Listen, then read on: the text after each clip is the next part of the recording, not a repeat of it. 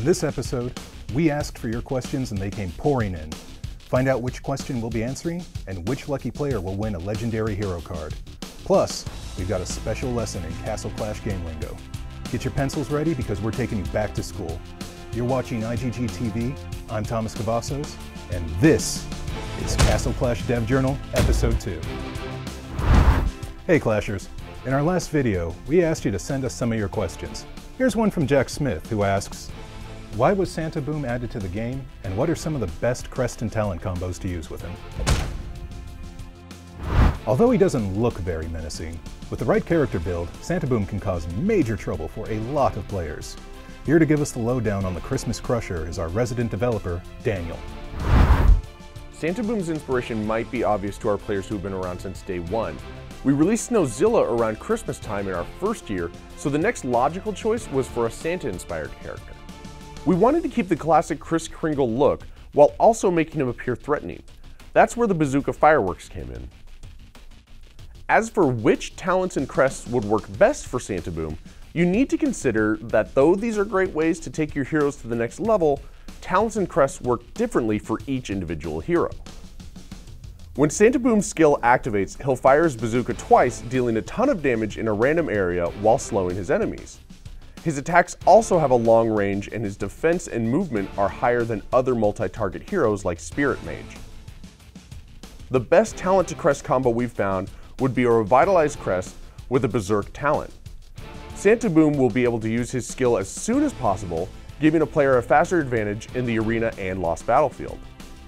With Berserk upgraded to level 8 and Pumpkin Duke helping your team, Deadly Old Saint Nick becomes a holly jolly nightmare for the enemy. Another great pairing for the Revitalized talent is the War God crest. This effectively deals a great amount of damage to your enemies right off the bat, leaving them with low health for other heroes to finish them off. Lastly, try using the Life Drain or Revive crest to allow your hero to fight longer battles while also making his skills become active more often.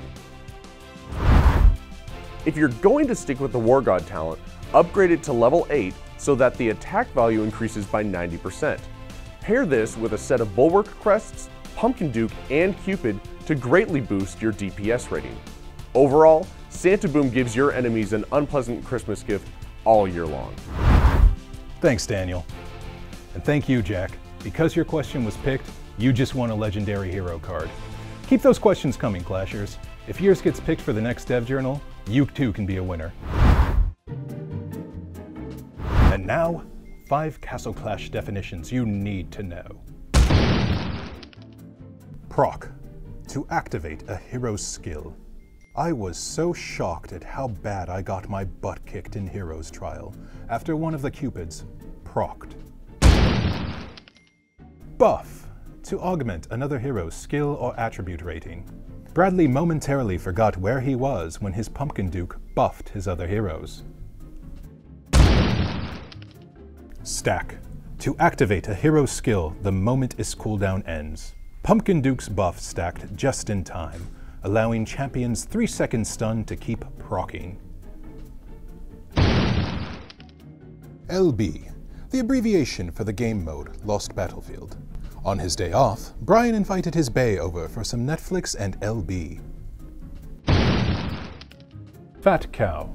Another name for Minotaur. Sorry, Minotaur.